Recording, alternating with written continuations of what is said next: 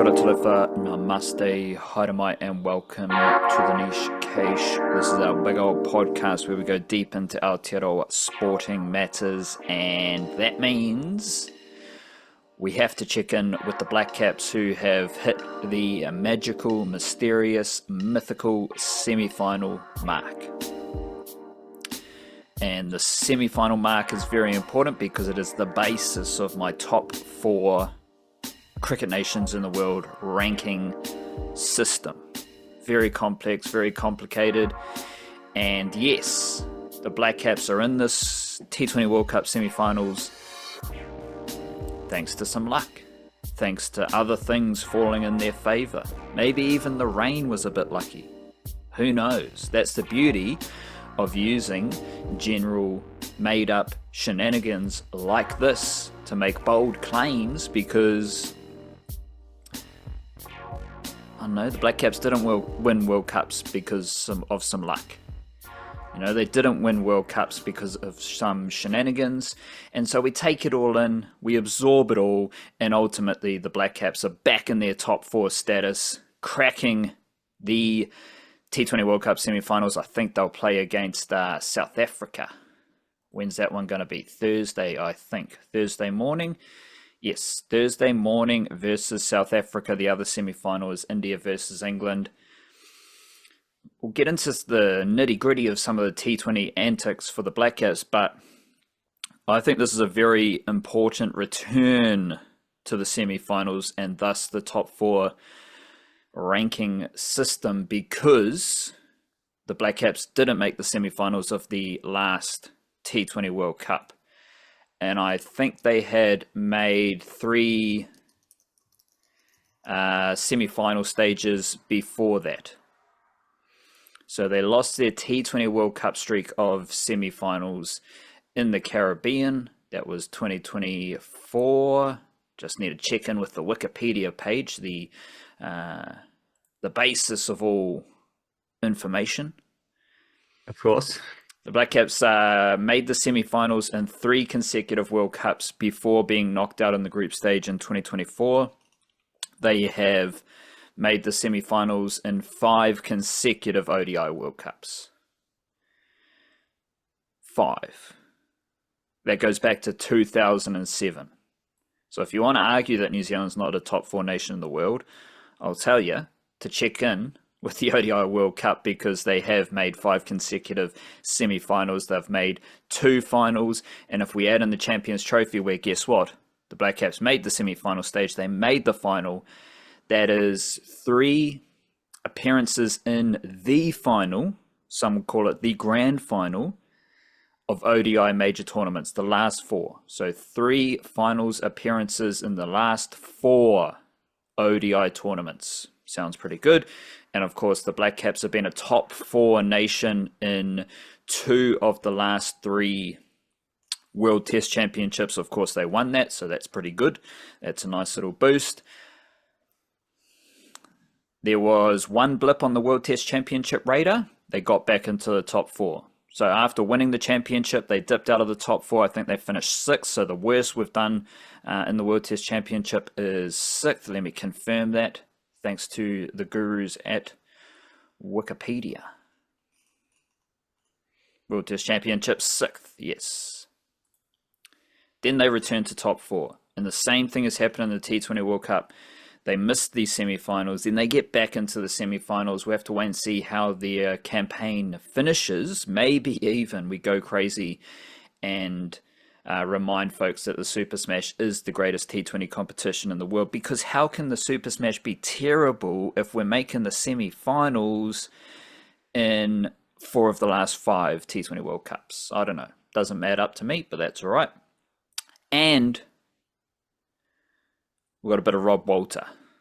New coach, Rob Walter. He has done pretty well, I think, as Blackcaps coach. They won the T20 Tri-Series in Zimbabwe when Rob Walter was starting out, and South Africa was in that T20 Tri-Series, and the Blackcaps beat them every game they played, as well as Zimbabwe. The ODI streak, or not streak, but the good work in the ODI format continued They had a very good series, I think, against England off the top of my head, and then we all know what happened in India. So the Black Caps in recent years have had a Test series and ODI series win in India. The Test series against Zimbabwe was also a key juncture in this because of how challenged the seam bowlers' bowling depth was. Now, of course, the Black Caps should beat the West Indies and New Zealand. But not only are we dealing with a new coach, we're dealing with seamers 8, 9, 10 in the depth chart. And the Black Caps still had a series win, flexing their depth. Of course, the batters were doing their best stuff as well. So we now have a positive indicator in each format for the Black Caps under Rob Walter. T20 Tri-Series was cool, but returning to the T20 World Cup semi-finals is the big thing in the T20 format. Continuation of good ODI work, including a series win in India, and they've only played, they had the Zimbabwe Test series.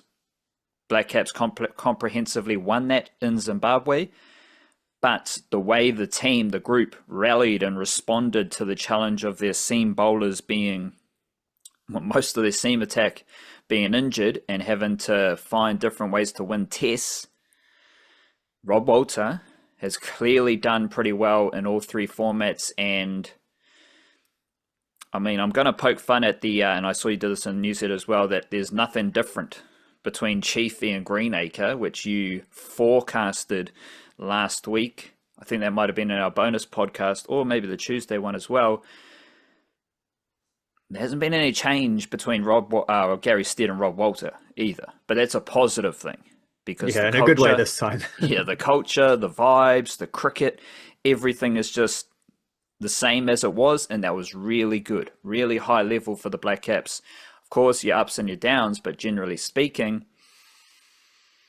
and it's not good for the Phoenix. Like, everything was literally the same. And I'm not predicting any mass changes, not in terms of player personnel, but in terms of how the team operates moving forward.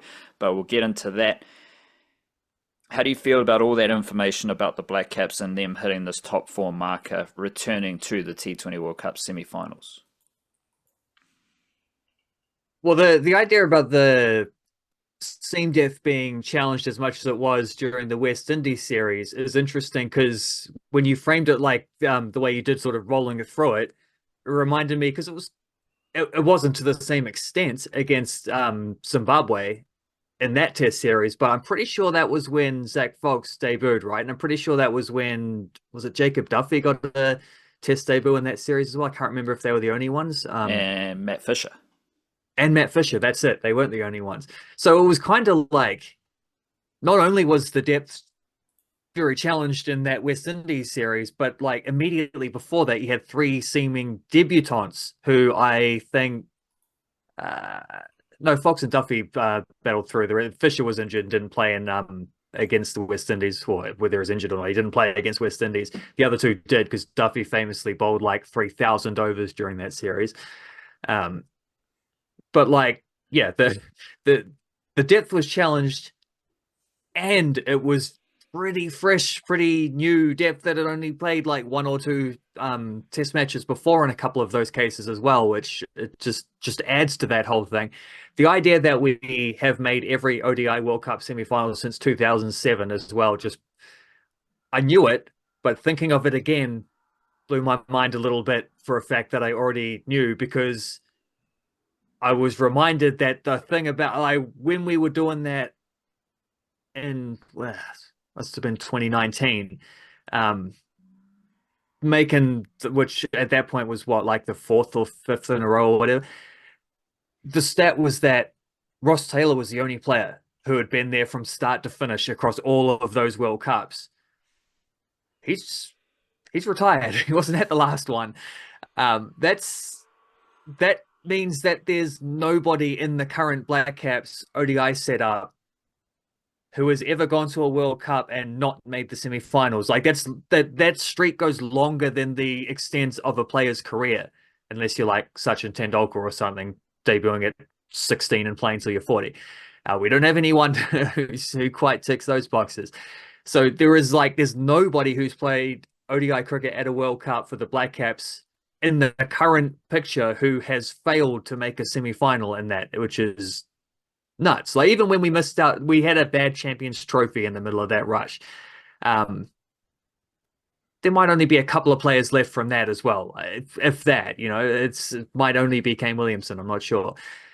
Like that is a crazy level of sustained performances at a big event with different players, different coaches along the way through different eras entirely. Like that is nuts. That's yeah, that blew my mind just to think about that once more in context and just the extent of it, and for us to also be pretty good at making, equivalent stages of the T20 World Cups, for us to have had a really good Champions Trophy most recently, for us to be pretty competitive throughout the Test Championship, with one exception, which wasn't even, if it was our bad one, was it, what did you say, sixth place? Like that's not horrendous. They didn't lose every Test match, they didn't lose every series to do that.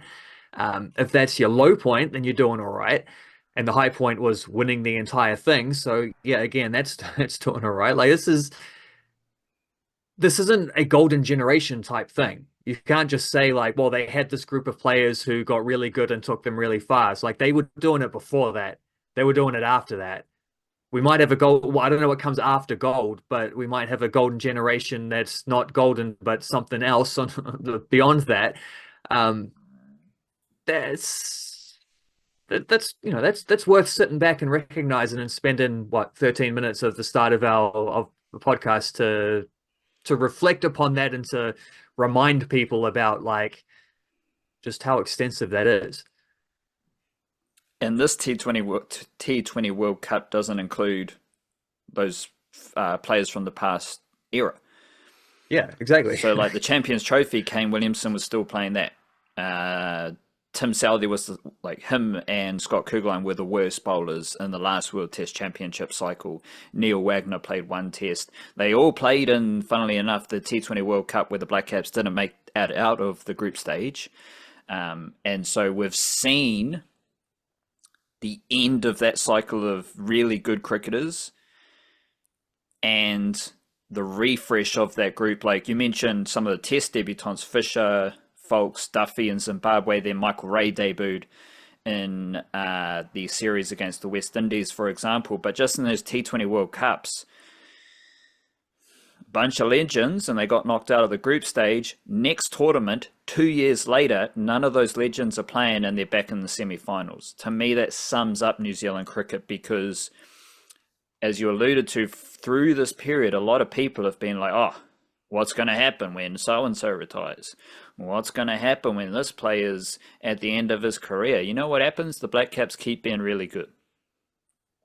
And they are maintaining a very high baseline. And not only are we seeing that with so many different players, we've seen it with different coaches. And I am pretty sure, like in maybe 7 months, 8 months, Rob Walter would have worked with at least 30 players in the Blackcaps environment. There's positive indicators in each format. And so now we move into the T20 World Cup semi-final versus South Africa. I think the only iffy thing here is Matt Henry is on baby duty, so he might miss this game. We have to be aware of that. And he is the second best bowler in the Blackcaps team because like these things sneak under the radar. Matt Henry is our best all-format player. Oh, player. I was meant to say bowler, but I said player. Maybe he's our best. I think that might be right. Yeah, I think that, yeah. Because he's competing with Daryl Mitchell and Rachin Ravindra, neither of whom... Ravindra's having a solid World Cup. He's out of form at the moment. I think Matt Henry he's been excellent throughout the tournament, so he'll be a big omission, a big absence, a big inclusion maybe. Especially because Duffy's ready to go if Henry is out of action, and he hasn't quite been at his previous best as one of the best T20 bowlers in the world and one of the best Blackcaps bowlers across all three formats. So Henry's got 7 wickets at 22. Duffy's got 3 wickets at 40. Ferguson, he's playing cricket. He's not injured, so that's good news. 5 wickets at 25. We saw, I don't think this one's going to be in Sri Lanka. I think this one is in Eden Gardens. The Garden of Eden. We're back at Eden Park. Hometown advantage, although the Blackcaps don't necessarily dominate opposition teams at Eden Park, which is always a bit goofy because of the dimensions. But maybe they'll win this one at Eden Park in India. We've seen Ish Sodhi come into the lineup. What do we got here? 1, 2, 3, 4, 5. 10 bowlers have bowled at least 4 overs. There you go. That's a nice little factoid for you. 10 players. And I think we've got 14 players have been used. So 10 of the 14 players used in this World Cup have bowled 4 overs at least. One of those is, of course, Rachin Ravindra, who is the best Blackcaps bowler right now. 9 wickets at an average of 10. And as we've talked about, I think we talked about this on the bonus podcast available on Patreon and for paid Substack subscribers, recorded every Thursday. Rachin Ravindra, his bowling averages are the same as his batting averages. 20.6 and 20.4 in T20 batting, 17 and 20.8 in T20 bowling. Including 17. He averages 17 as a T20 international bowler. That's good stuff from Rachin Ravindra. He has been a bit of an X factor with the ball. Similar stuff to the 10 bowlers using 4 overs at least. We've got 1, 2, 3, 4, 5, 6 if you include Jimmy Neesham, who's had 1 innings. 6 batters are scoring over strike rates of 150. Rachin Ravindra is not one of them. He's 138. Cole McConchie had his little knock at 128. And Daryl Mitchell averaging 21 with a strike rate of 119.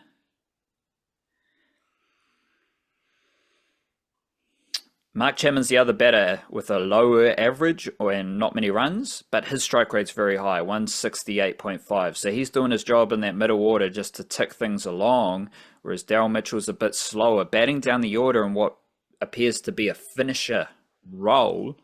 And he's not doing much finishing, but that's all right because it's a team full of players who can contribute, and Mitchell Santner loves to whack boundaries, as we've talked about. Cole McConchie has been a very useful role player in this lineup. Like for Canterbury, Daryl Mitchell and Cole McConchie might bat 4 and 5. And in the T20 World Cup, Mitchell's in the middle order, and then Cole McConchie is batting below Mitchell Santner as a bowler who can bat a bit. So I'm not like... Mitchell's too good to really be worried about his form because I think it's just form and he will play some sort of role. But I love having him a bit lower with that experience. It hasn't been effective right now, but it hasn't needed to be because everyone else has been really good. And if Mitchell's stinking it up, we got Mitchell Santner, we got Cole McConchie, maybe if he's selected, behind him in the batting unit. And as we've talked about, basically since start of 2025, since October 1 last year, Mitchell Santner is one of our best T20 batters. He's third, generally speaking. So, I think that has been overlooked as well when discussing the players who are out of nick in that batting unit. Mitchell Santner is not just a really good all-rounder, he's one of our best T20 batters right now. Yeah, and I don't even think Daryl Mitchell is that out of form. I just think it's a role where he's had to adapt what he does in order to come in late in innings and what it entails to bat at where is he, 6 or something. And I don't know that the reputation that I don't know that people's expectations for him have adapted enough to that. It's like you can't just come in there and you're not going to get big scores batting at that stage. You're not like you have to risk your wicket from pretty much straight away. He has had one or two during this World Cup where maybe he was slower than he should have been, which is the maybe the main criticism. But like I've not felt like Daryl Mitchell's batting was a inhibitor in any of these innings. I did kind of feel that a little bit about McConchie in the game against England, though, where he just like couldn't get a bat on ball against the spinning against the England spinners who were turning the ball a lot, which is also why I thought Mitchell saying that even before Glenn Phillips got pummeled for 20 odd and that over that swung the game back to England when it looked like we were going to win that. Even before that happened, I was thinking, I feel like this is a mistake to be giving him the 18th over when you got Sodhi, who might get smashed for the same amount, but also spins the ball both ways. And that was what worked well for England, was just getting like revolutions on the ball, turning past the bat, swings and misses and stuff. Like they could have hit 3 of those to the fence, and if they hit the 4th one, the Blackcaps probably win that game. That's not what happened, though. They hit 4 or 5 of them to the fence, and then England won the game. So I thought that was a bit of a blunder from Santner late in that game. Fortunately, because we won as well as we did against Sri Lanka in the previous game, net run rate got us through. But yeah, well, I'd say we'll have to see how that is adjusted in the semi-final. But I mean, I think just everything has to be adjusted because they're going back to India, which means they're probably going back to, rather than these turning slow Sri Lankan wickets, which have led to some really fun games, including that Sri Lanka-Pakistan game was tremendous to watch. That was great fun. Especially after the point where the Blackcaps were getting through. It was getting sweaty for a little while there, where Pakistan were like 180 without loss. Looking out, they scored 240, but then somehow managed to lose 8 wickets in the last 5 overs or whatever. It was, I mean, we've already played South Africa on one of those flat Indian wickets and got kind of pummeled. So hopefully they, I don't know, our bowlers didn't look very threatening in those ones, but then since then, Rachin Ravindra has come in and been the man. So if he can still do that on the flatter wickets, then we're in with a decent chance there. Be nice if Matt Henry's able to get back in time. I suspect that's unlikely, but next man up. That's the Blackcaps mentality since 2007. So we'll see how that goes. But yeah, I'm not all that confident about how we'll go against what I think is a fantastically good South African T20 side who has already beaten us once in this tournament. But I am very happy that they've made that top 4. And I think that was the reason we started with that is because that has been a bench line, that has been a baseline for the Blackcaps for a while. And once again, they hit that. What they do from here, it's T20, it's who knows what will happen. It is the most volatile of the formats. Let's take a bit of mindfulness. Radio. Little bit of Tao Te Ching. A good traveler leaves no tracks. Which is pretty hard to do. That's why it takes skill. That's what makes you good. It's being trackless. Like, unless you're Legolas or something like that, it's pretty hard not to leave tracks. They were good travelers. Like, you try walking on the sand at the beach and not leave a track. You might be all right on a dry, windy day. But other than that, yeah, it's tricky business. That's why it's a skill. But I think, it's like obviously none of us can be Legolas, but to be light of foot and to move quietly and without disturbing the beautiful nature around us is very difficult. And I don't know anything else. Well, that does get me wondering on on a more spiritual level of like whether leaving no tracks from your life is the best way to go about it, is in perhaps it was perfect when you got here and anything you can do to leave a sort of in an anti-legacy kind of chat, whereas people often want to, do something that gets remembered beyond them. I'm not sure if I'm committing to this idea, but it's something that popped up in my head while I'm just in that last few 20 seconds while we're talking about that. And there might be something in that, I don't know, about just like getting through without in a perfect balance with what you inherited and what you leave behind. Because that's like, if you're to not leave a footprint, everything has to be balanced. Like, not to get too nitty gritty, but the moisture content, how dry is the sand, your weight, your heavy foot, your soft foot, everything needs to balance. The idea of legacy is kind of crazy when you think like people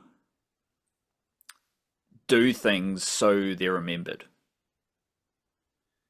That's legacy. Anytime you hear someone talk about their legacy, they've created this thing. They're going like, I'm going to do this so people remember me.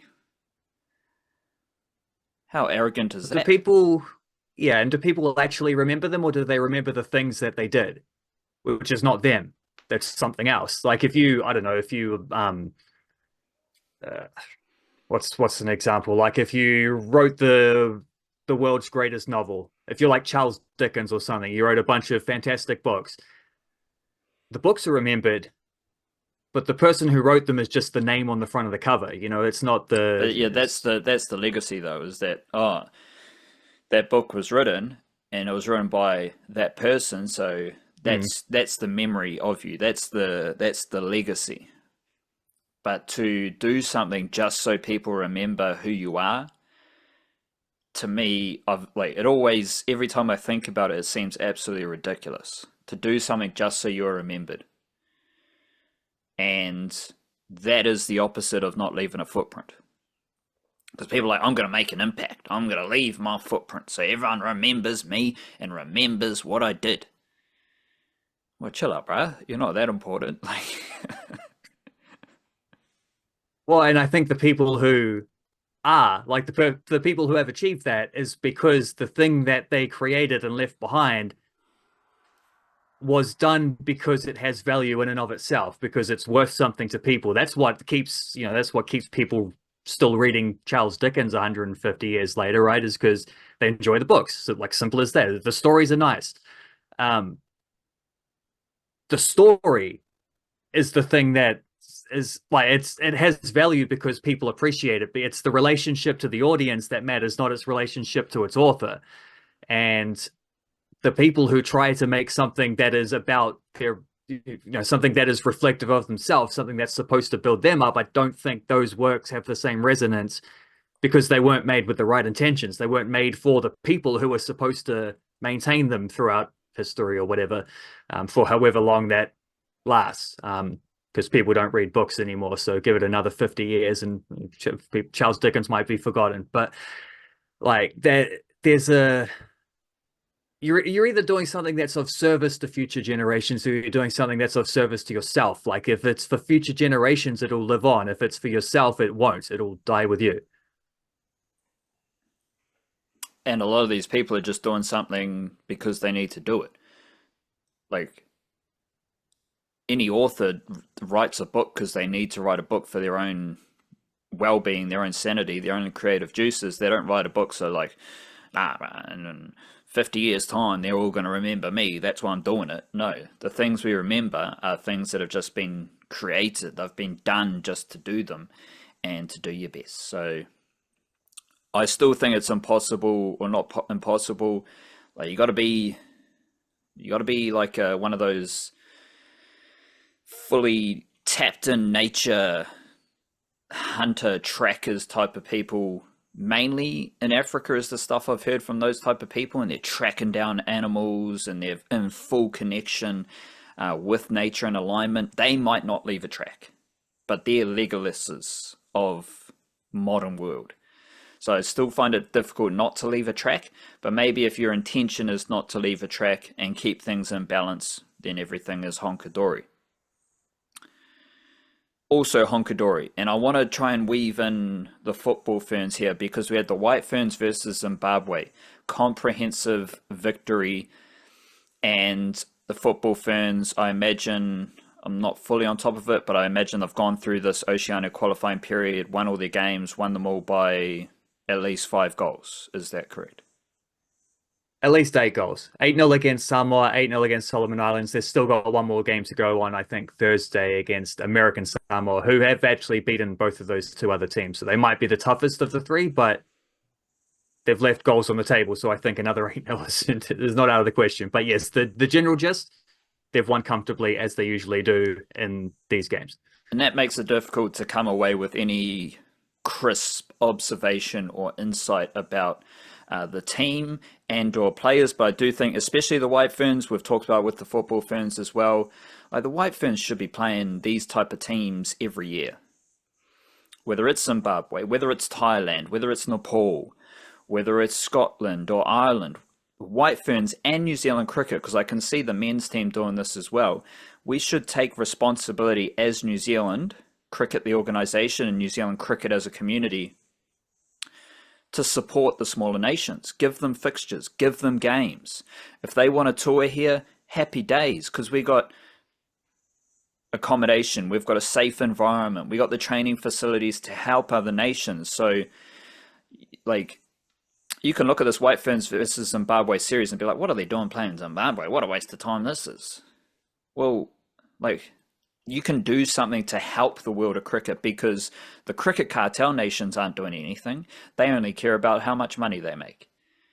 So other nations like New Zealand, which is a small nation because we're a smaller nation than Zimbabwe, we're a smaller nation than other minnow associate cricketing nations. These are our peers. They're bigger than us, but they are our peers in international cricket. And I think New Zealand cricket can do this type of thing and do even more stuff to help women's cricket around the world, help men's cricket around the world for emerging nations. Same thing with the Football Ferns and New Zealand football. Of course, they have to play Oceania qualifiers, but they're always doing it with zest, with vigor, with enthusiasm, because for those Samoan footballers, American Samoa, all those nations, it's probably the best footballing moment of their lives. And I think New Zealand can supply that and amplify that for these nations, and maybe get a bit of goodwill, maybe get some good vibes, good karma flowing. Of course, the White Ferns did win comprehensively, as they should. So what insights do I offer? Oh yeah, Nancy Patel, 5 wickets in her debut ODI series. Well, everyone took wickets, and Zimbabwe didn't score many runs. Oh, Kaylee Knight looked awesome with her 2 wickets. Well, everyone took wickets, you know? Like, there's nothing really fresh or vibrant in that analysis. Amelia Kerr, 183 runs in 2 innings, strike rate of 178. That's crazy. Yeah. Just chill out a bit with, like, the nuance of what was happening in this series. Which leaves me with Izzy Gaze. 3 innings, 3 not outs, 189 runs, 152 strike rate, 250s. Dominant, but again, every other player was dominant in this series. The thing with Izzy Gaze, though, is she has been improving with each season of Super Smash. Her only 3 50-plus scores in Super Smash came last season. I think it was her first or second Super Smash season. The last 2 are only with at least 100 runs and averages over 15. So she has been improving with each year of Super Smash and absorbing the stats, the inflated stats against Zimbabwe, which are the only T20s Gaze and the White Ferns have played this year. She has been improving with each year of T20 international batting. So Izzy Gaze is clearly getting better as a very aggressive hitter at the top of the order. Someone who I think the White Ferns are developing into a similar role as Tim Seifert. I think that's a common theme for the Blackcaps and White Ferns in T20 cricket, is you want a wicketkeeper who can open the batting, because then everything else after that is nicely balanced. The Blackcaps can have Mitchell Santner and Cole McConchie down the order because they don't need a wicketkeeper in that slot. And I think that's what the White Ferns are working towards with Izzy Gaze. The thing about Izzy Gaze, though, is she is one of 4 batters in the history of White Ferns T20 cricket who has scored over 100 runs and averages over 25. The other 3 batters are Mealy Kerr, Suzie Bates, and Sophie Devine. All have scored far more runs than Gaze, and Gaze has an average of 27, Devine is 28.1, Bates is 29.1, Kerr is 30.8. However, Gaze has the highest strike rate. She's 123.4. Next best is Sophie Devine, 120.3. Kerr and Bates are both below strike rates of 115. So right now, Izzy Gaze is one of our best T20 batters ever. And that is aligned with her progress and development in Super Smash and in her obvious progress and development in T20 international batting as well, because she started pretty slow. But now we're at a situation boosted by that Zimbabwe series, but that's not solely responsible for her career stats, because she's played 24 innings. She is now one of New Zealand's best T20 batters, and I think that's something that might have crept under the radar, because like the next highest current player is Emma McLeod, 19.6 strike rate of 92. She's not even in the like upper tier T20 mixer. Maddie Green averages 17 strike rate of 103. Georgia Plimmer, 16.4 average strike rate of 102. So just compare Izzy Gaze to Georgia Plimmer. Gaze averages 27 with a strike rate of 123. Plimmer averages 16.4 with a strike rate of 102. That's where Izzy Gaze is at right now. Definitely boosted and enhanced by the series against Zimbabwe. But whether it's Super Smash or T20 stuff before that Zimbabwe series, she was on that track, leaving no tracks towards being a really good T20 batter for Aotearoa. And then she took her opportunity against Zimbabwe, 3 not outs in 3 innings, 189 runs, strike rate of 152. I'm pretty chuffed with Izzy Gaze and where she's at. Thing with the White Ferns, like the White Ferns selectors will say they developed her because she was in the White Ferns a few years ago. She could have just played some domestic cricket and worked her way towards this point, but obviously the White Ferns coaches and selectors love what they do, so they'll probably take credit for it. That's why she was selected very young, very early. However we got here, who cares? Izzy Gaze, one of our best T20 batters ever, and someone who is, I think, definitely a first 11 batter, opening batter, and wicketkeeper in the T20 White Ferns team. Do you have any similar key detail that you learned about or observed from those Football Ferns games as they continue their path through Oceania? It is, like you said about the White Ferns, it is difficult to like grab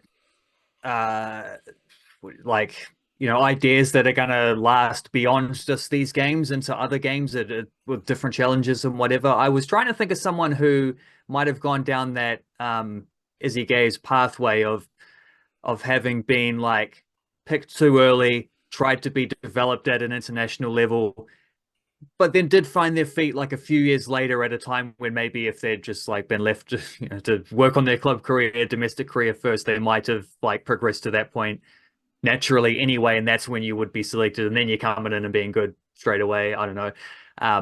Definitely Gabby Rennie feels like a player who's like that, but she's not actually in this current squad. She's busy trying to to work her way in, she's in pre-season in Sweden. So it's like, it's one thing to, the international window means that you can miss some games. It means that you don't miss games if there's, the fixtures are off for a week, everyone goes plays international, blah, blah, blah. But pre-season, you don't really get that luxury, right? Because there are no games to miss. You're just missing training. over and over and over at the most important time for training because you're trying to work your way in, having just been promoted in her case. So there's a few players who are like that, where it's like they're quite new at their club, haven't been selected for this, which has opened up at the exact right time to do it. These are the games where you do that kind of thing. Has opened up opportunities. So we have seen 3 debutantes through this first 2 games. One is Suya Herring in the most recent game, who came off the bench and was like an injury replacement call, not in the original squad, but called up after Lara Wall got hurt, and yeah, had a nice little run around at the end of the Solomon Islands game. First game we saw Charlotte Lancaster and Pia Vlock get debuts. So and like I guess there's 2 different little pathways there between the 2 of them. I think are quite interesting, because Charlotte Lancaster, maybe it didn't happen at the international level, you could say it happened at the professional level, that same kind of Izzy Gaze kind of journey, where like she was a scholarship player for the first 2 years with the Wellington Phoenix, but she was in that inaugural Wellington Phoenix squad, didn't really play much, didn't really get an opportunity, probably wasn't quite ready for it at that time, as you could say about a few of the players in that squad, because they did pick a very young inaugural squad. She then spends a couple of years away from professional football. She's playing state leagues in Australia. She's coming back and playing first for Central and then for Eastern Suburbs in the National League around that time.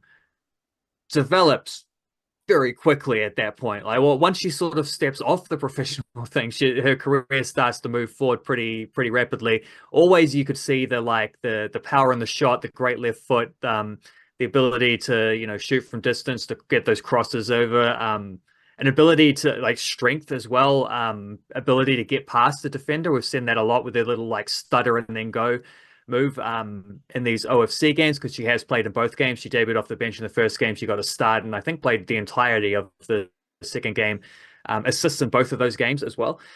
And she, through her work underneath the professional level, then got a gig with Newcastle Jets in the A-League this year at like, I don't know how old she'd be, 23, 24 or something like that, probably a very similar age to Izzy Gaze, and has been pretty good for them. Well, a little bit in and out because of injury at the start of the season, but she's scored some banger goals. She's proven that she absolutely belongs there, and then she's really impressed in her kind of I thought so anyway, really impressed in her, I don't know, 120 odd minutes that she's played for the national team now so far. Pia Vlock's kind of the opposite, in that she got her opportunities very early, still only 17 years old, but also this wasn't a development case of like, here's a good player, let's chuck her in internationally and see if this accelerates her career. But she just straight up earned those opportunities as a 17-year-old. She's earned them at the Wellington Phoenix. She's earned them for the Football Ferns. Did get her first goal in the game against Solomon Islands as well. Not a Pia Vlock special. She just sort of stood in the way of a Michaela Foster shot and diverted it past the keeper, but from close range. But you take your first goal however you can find it. There'll be plenty more where that came from. Yeah, she's the opposite case, where it's like everything's happened very quickly, and without the stutters, maybe that'll come later on in her career when she moves overseas or plays at a higher level yet. But yeah, it still happened organically for her. She just happened to earn those opportunities at an early age. And so you're hearing somewhere in between, because she played a bit of National League. She was a very good player in New Zealand under 20s. Went overseas to Germany fairly young, was actually a teammate with Maya Hahn last season, so it was cool to see them both playing for the Football Ferns last night, together, reunited, the Turbine Potsdam duo. Neither of them still at that club. Both went their separate ways to different clubs in Germany, but yeah, has had one of those careers where it's like you're playing professionally, but you're also regularly playing for the worst team in the division. Like that Potsdam team last year were shocking. They barely, I don't even know if they did win a game. I think they might have only had one draw the whole way through and getting thrashed a lot. So you're getting minutes, but you're not getting minutes for a particularly competitive team. She's still in a relegation battle this year with Carl Zeiss Jana, but she has managed to work her way into the starting lineup over the last sort of like month or two, pretty much since the winter break, a little bit before that maybe. And yeah, nice little timely call up for her as Lara Wall gets injured. She's the next one ready to go. And we are at a stage now where we can leave out, this is a squad that doesn't have an elite or Jackie Hand, or I mentioned Gabby Rennie or Katie Bowen's not there. Like there's quite a few established players who have been allowed to, whatever the timing of their club seasons happens to be, or where they're at, like have been have not had to be called up. We've been able to be sort of generous with that stuff. And in this case, it is a generosity. It's not just coaching shenanigans. These are the type of ones where you do make those kind of decisions and say, like, I don't know if so-and-so, I don't know if Katie Bowen needs to risk her title challenge in Italy to play 3 games in 8 days on a pitch, on the same pitch that's going to have a whole bunch of games and it's going to deteriorate as it goes. And yeah, I don't know if we need to risk the injuries for someone like that. You can just stay where you're at, as sweet as. And with that in mind, with like 6 or 7 players who would probably be pushing first 11s who aren't there, who are for injuries or selections or whatever, we can still have Lara Wall have to withdraw late after being selected initially with an injury. And there's a professional player there to be able to be called up at the back of that. So nice little depth, nice little sort of example of how Michael Main is, and very deliberately is building out this, but it's something that he's able to do because the players are there to be picked. You can't just he's not manufacturing this by handpicking players from below the professional grades and saying we think this player has potential. He's picking pros the whole way through. Arguably the top end depth is a thing I've talked about a bit with the Ferns, and maybe we don't have as many players playing in the very top leagues at the moment, but we do have a lot of players playing in those second and third kind of tier situations, and a lot of them are building up towards moving up those tiers as well. We've already seen it with Gabby Rennie last year getting promoted. There's been a few decent transfers last year. We'll see more transfers this year. That's what we're working with. But yeah, there's a series like these offer us a nice little, a nice little glimpse at the sort of bigger picture of Football Ferns depth at the moment, which I always quite enjoy to see. It's also just fun to see them winning games and having a lot of the ball. I know where maybe there's a middle ground somewhere where it would be more competitive, but we're just coming off games where we got thrashed by Australia not that long ago. We got thrashed by USA not that long ago. That's not that much different for them playing against us than it is us playing against Samoa or Solomon Islands. So, play what the fixtures are ahead of you. And the Ferns, like the White Ferns against Zimbabwe, should be winning these games comfortably, are winning these games comfortably, and are able to boost up some confidences for a few of their extra players, and in turn expand that playing group. And that's basically like a step up from A-level cricket, is playing international cricket against teams you should beat. And it's the same with the Football Ferns. They don't have a Football Ferns B program that they run parallel to the top tier. No, you just play for the Football Ferns, and then when it's a Oceania Cup, then your depth gets an opportunity. And those, I think that goes back to how New Zealand can help and do things for other cricketing nations on the rise. That helps you as well, because you're getting more players' experience at this level, and they're only going to be more confident in who they are and what they're doing. Same with the Football Ferns, but the Football Ferns have this regularly. Same with the All Whites. Yes, Chris Wood wants to play in the Solomon Islands, and I did laugh that Max Crocombe podcast with Ben Foster, I think it was, and they're like. It's always interesting when you hear people who aren't from New Zealand talk about travel, because for us, everything's a flight. And for most Kiwis, a 12-hour flight is just whatever. So it is what it is, I want to get to where I need to go. It's going to be a 12-hour flight. For other people around the world, it's like, oh my gosh, you're on a plane for more than 6 hours. How are you surviving? And all this stuff. It's like, bro, chill out. Because they were quizzing Max Crocombe on what it's like to go on a plane for 23 hours and then play football. And Max Crocombe's like, "Right, just want to play for my country, it's just what we have to do." But the All Whites have balanced giving their top tier guys opportunities to play for New Zealand, because, like all Kiwis, that's all they want to do. But also you see a lot of younger players on the rise in those World Cup qualification pockets in Oceania, and then When someone goes injured, you've got another player ready to go who's already been part of the setup.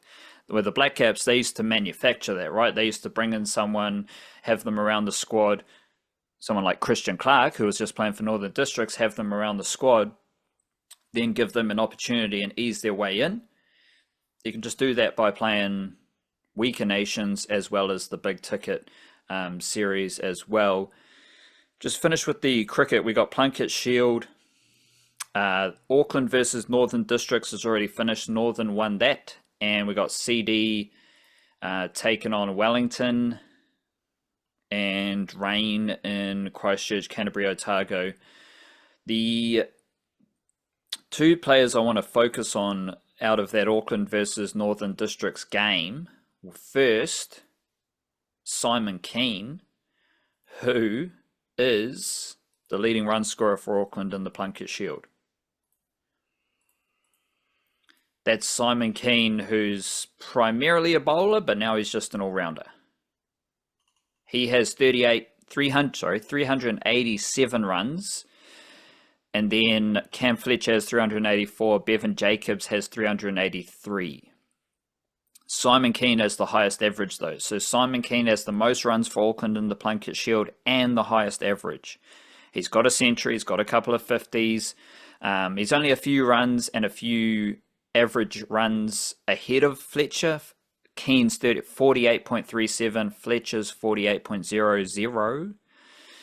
Both of whom are a little bit higher than Bevan Jacobs. Simon Keene also has 15 wickets at an average of 29.4. Simon Keene's 24 years old, first class batting average and bowling average of 32. Which is pretty solid.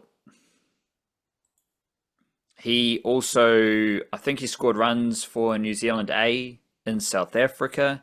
I don't think he played any Super Smash this season, but he has, I think the summer before, he was opening the batting for Auckland, and he's got an average of 21, strike rate of 165 in T20 batting. Simon Keene's got a 50-plus score in all three formats. He's averaging below 35 with the ball in all three formats. Simon Keene's a really good cricketer. He had scores of 41 and 67 in this game against Northern Districts. 1 wicket in the first innings and didn't take a wicket in the second innings. So watch out for Simon Keene on the rise with Auckland. I think he's been battling injury for most of the summer, but he is back in that Auckland team and doing his job as a very good all-rounder. We've also got Zak Gibson, seamer for Northern Districts. A shout out to Christian Clark because he did come back to find some wickets. Hasn't really done too much since playing for the Blackcaps or even just being in their squad prior to the tour of India. But he did take 3 wickets in the second innings. And he also hit 3 sixes in each innings, which is fun for him. But Zak Gibson took 3 wickets in both innings. He's a bit older, 28. I think he's also from Te Awamutu, which is where Christian Clark is from. So pick up the Te Awamutu massive. Zak Gibson is averaging, or he's got 13 wickets at 21 in the Plunket Shield. Ford Trophy, 10 wickets at 21. Super Smash, 7 wickets at 15. So Zak Gibson has at least 5 wickets in each competition, and he's averaging below 22 with the ball in each competition. As a seamer, moving the ball, like, it looks like he's angling it in a lot to the right-handers, but he gets lots of nibble as well. Zak Gibson has wickets. He's got low averages in all 3 formats for Northern Districts. At the same time, we're talking about Matt Fisher. Matt Fisher hasn't really played like much this summer. Played a bit of Super Smash, but that's it, I think. Let me double check. Ford Trophy. I don't think he's played any Ford Trophy. And Christian Clark hasn't been doing a whole lot when he has been playing for Northern Districts because he has been busy with Blackcaps duty as well this summer.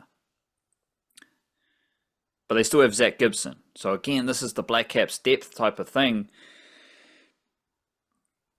Two seamers from that Northern, Districts team have made their debut in recent times. Matt Fisher in Zimbabwe, Christian Clark in India. But this summer, Zak Gibson's their best seamer. He is a little bit older. He's 28 years old, I think. But he has always been able to take wickets. He's just battled injury. He hasn't been able to play a whole lot of domestic cricket across the formats. But, I mean, he doesn't have the career stats of Christian Clark or Matt Fisher. But what he's doing right now, you could say that Zak Gibson is Northern District's best emerging seamer,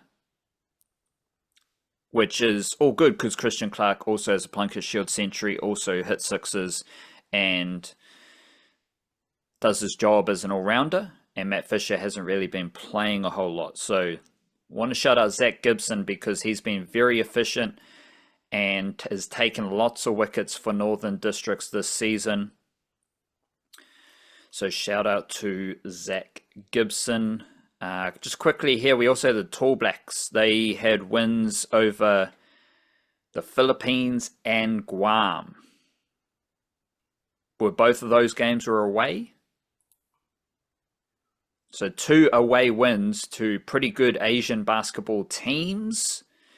In our newsletter, which you can find on Substack, thenewscast.substack.com, you had all the minutes listed out. So guys who played 20 plus minutes in both games: Ruben Tarangi, Taylor Britt, and Jordan Ngatai, and that's it. How many different players were used there? Maybe 10, 15, 20-ish? Used across 16. I count 16. 16 players used across the 2 games, and what did I say? Only 4 or 5 played 20 plus minutes in both games. So again, we're talking depth. It's a wide range of players being used for the Tall Blacks, and they got the business done in World Cup qualifying overseas. Who stood out to you? And Judd Flavel, was he the Tall Blacks coach? And For now, he is, at least. Yeah, because you don't think you can do both jobs, do you? Breakers Well, and Tall Blacks.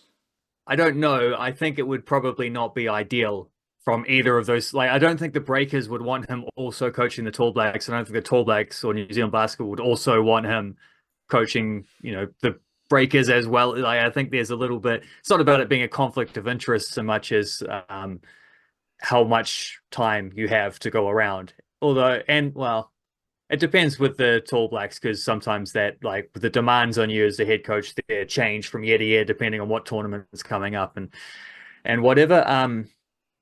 But it could be done. I have a feeling Paul Hanade doubled up for a little while there.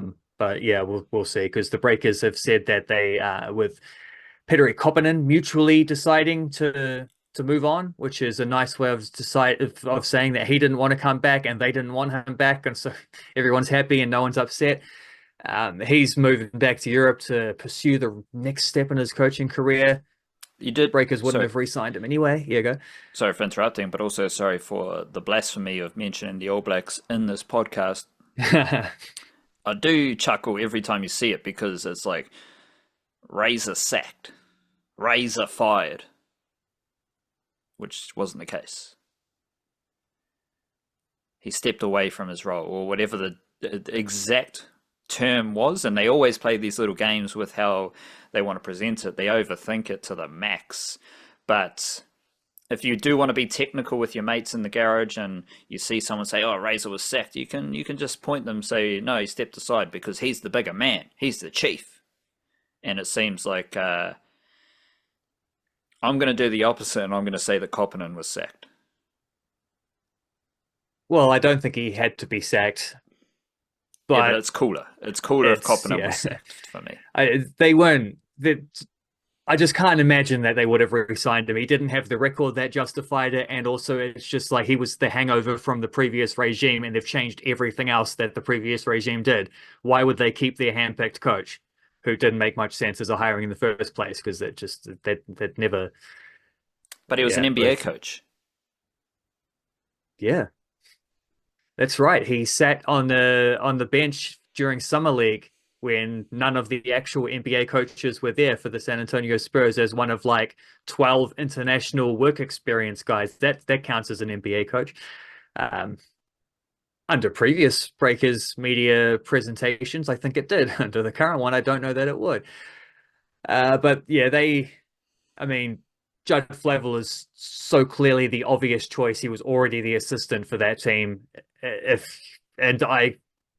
As much as like it's a great honor and a noble thing to coach your country and to be able to do that. I don't think he had the Asia Cup, but he hasn't been able to take them to a World Cup yet. Which is what they're actually trying to qualify for. As much as that would be, a very significant thing to him, I'm pretty sure you get paid more to be the Breakers coach, where you're an actual like day-to-day on the floor head coach of a team, not just every couple of months you have a tour and you got to see which players are available and who's got, who's contractually allowed to be here, which was part of the thing with like why they use so many players on this tour is that they had players who wanted to be a part of it, but who have also just finished their Aussie NBL seasons and are probably going to last year, I think Sam Meninga and Tyrell Harrison went and played in Puerto Rico. If they want to go there again, they're probably signing those contracts right now. So like they made themselves available for the Philippines game, but they couldn't stay on for the Guam game a few days later. Therefore, they bring in some other dudes. And that squad was, yeah, go. So 16 players played in this 2-game series.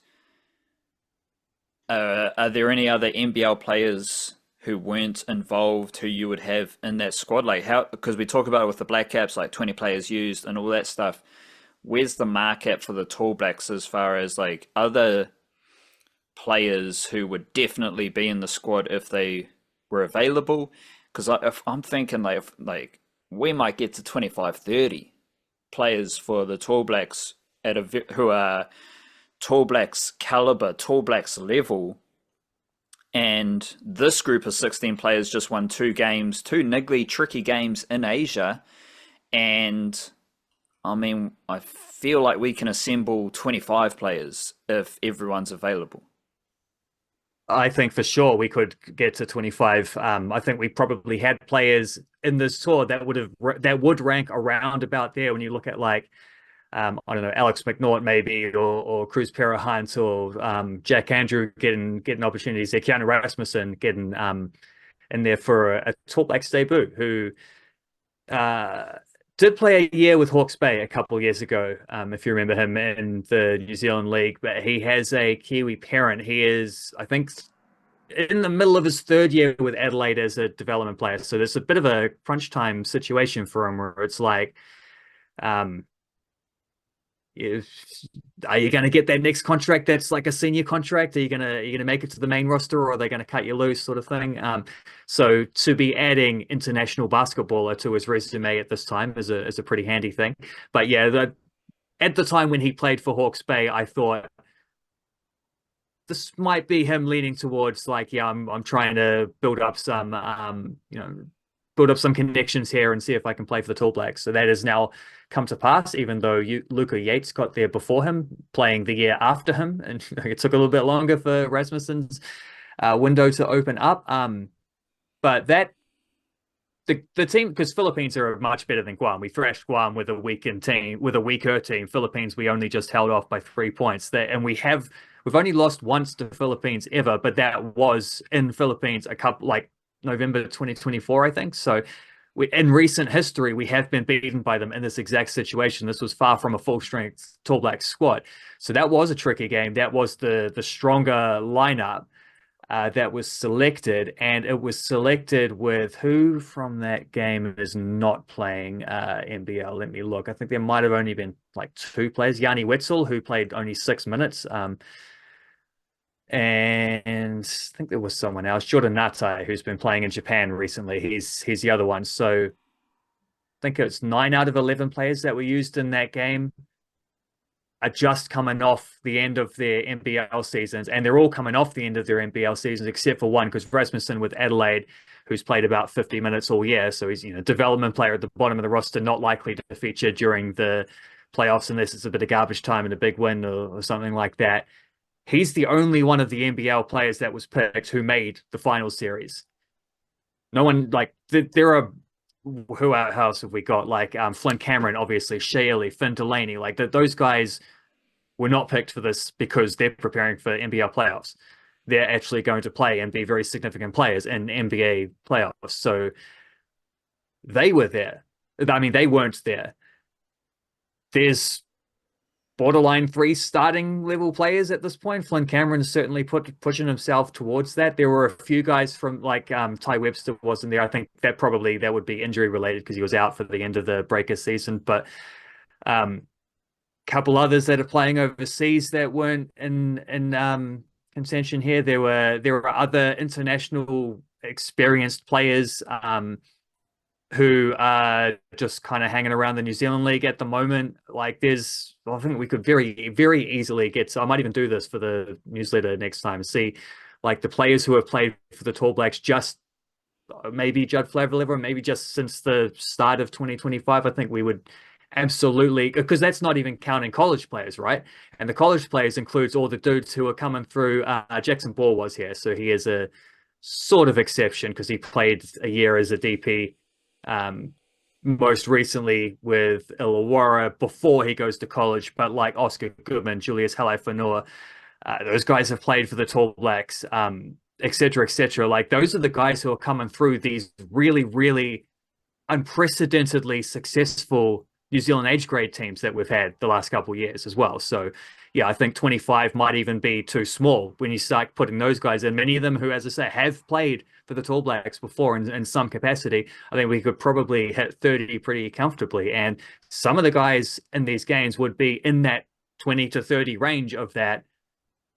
They picked up the wins that they needed to progress in World Cup qualifying. There is one more window in mid-year, I think June, where we play these two teams again, but we play them at home. So hopefully we will get a couple more wins there. And then you win those ones, you move on to the next phase of World Cup qualifying, where it's the top 12 teams in Asia, and they're split into 2 different groups, et cetera, et cetera. But 7 of those 12 teams will progress to the World Cup.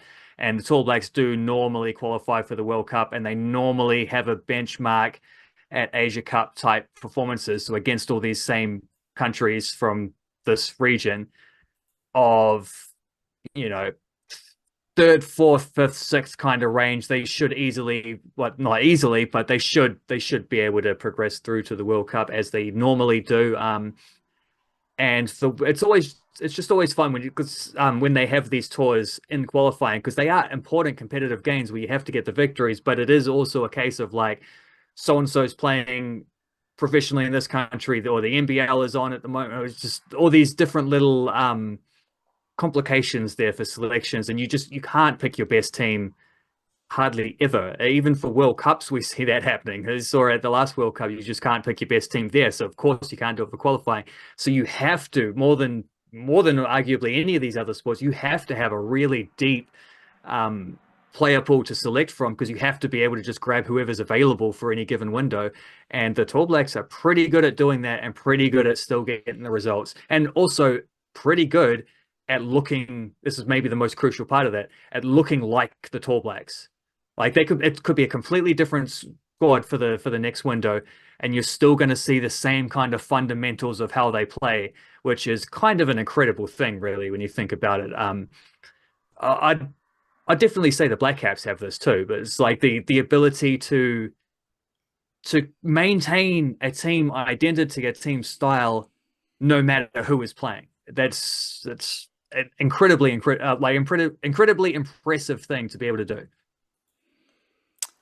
NRL season has begun, and who cares where the games were played? Who cares about the status of rugby league in a different country, which is different to what I was saying about the White Ferns and all these other teams helping smaller nations. That's not developing the sport. That's trying to find money. Yeah. And funnily enough, a lot of Americans still don't care about NRL. So who would have thunk it? Because we've seen all these sports trying to crack into the American market, and at the same time, the American sports are trying to crack out of the American market. Like NFL is going to all these countries, MLB is going to all these countries, NBA, they're trying to get NBA Europe, they're playing games all around the world. So it's just a weird dynamic where all of our sports are trying to get into America, and all the American sports are trying to get out of America.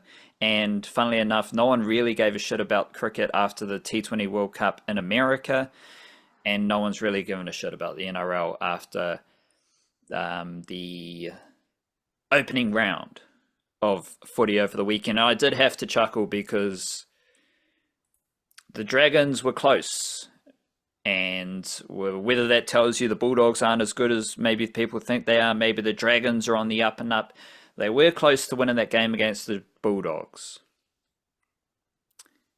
And you would have been watching that game, I imagine, just loving every single time they put up the up and under.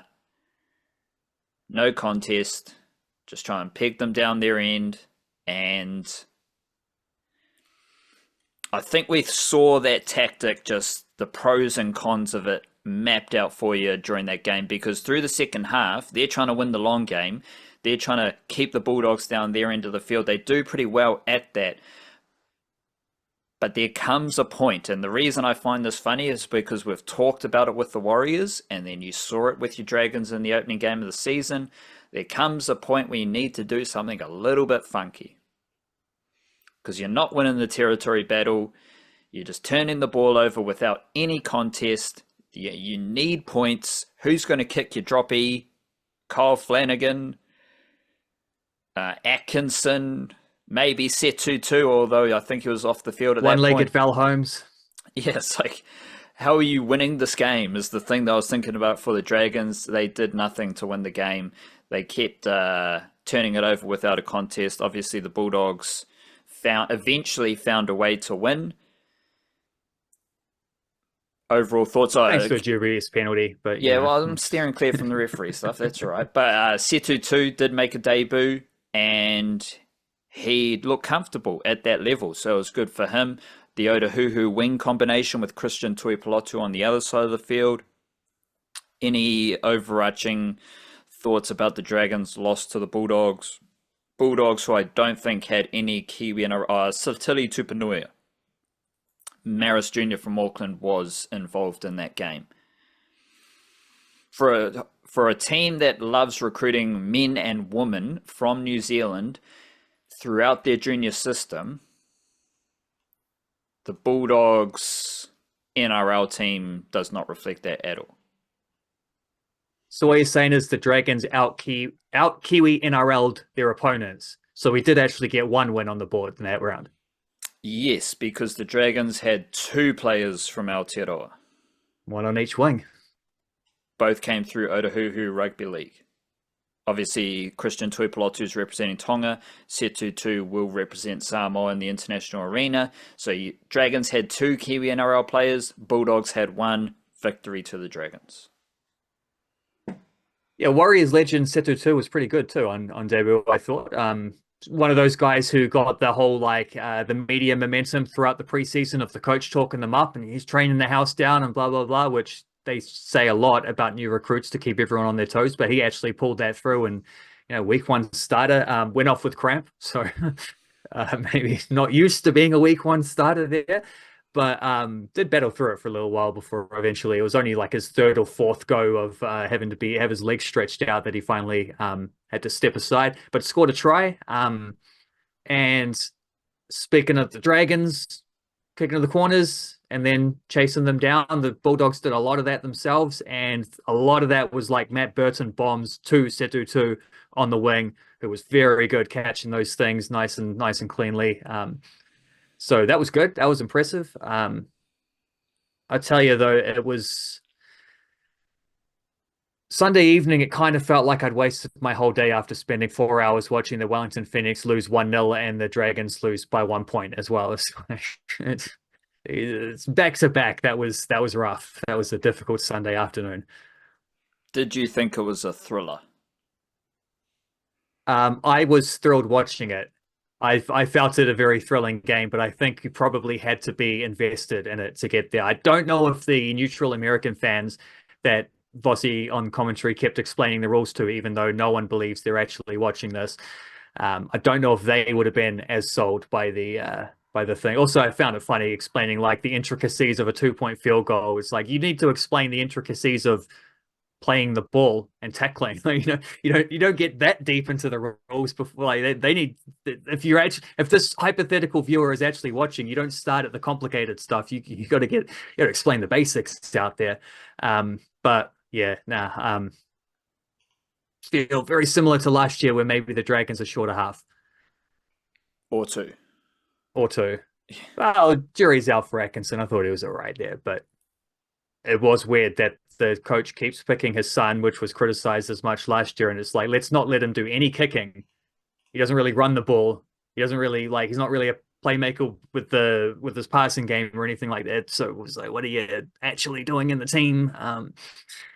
Not really sure, but he does kick off the tee quite nicely. He supplied some points that way at least. Well, he had frustrating game though. 3 kicks and 2 runs. Yeah. So what's your purpose? And at that point, like, let's get on to the much funkier game. And it's funky because Newcastle has this appreciation of Aotearoa.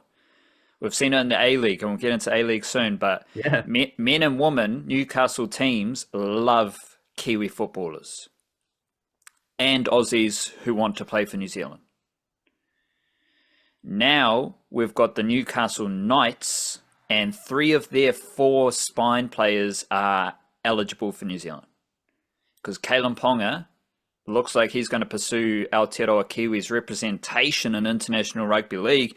Dylan Brown, one of our 2 best starting halves for the Kiwis, and Phoenix Crossland has been doing a very good job at hooker for the Kiwis in recent years. So now the Newcastle Knights have that heavy-duty Aotearoa flavour to go with the Newcastle Jets. So shout out to Newcastle, New Zealand Castle. The main thing from that night's performance with their almost all Aotearoa spine revolves around Dylan Brown. He was playing number 7, the halfback role. So in theory, if we're dealing in number 10s and number 9s and number 6s and number 8s from the football parlance, if you're a number 7, and the difference between rugby league and football is that the number 7 wears the number 7. That's where I sit in that debate.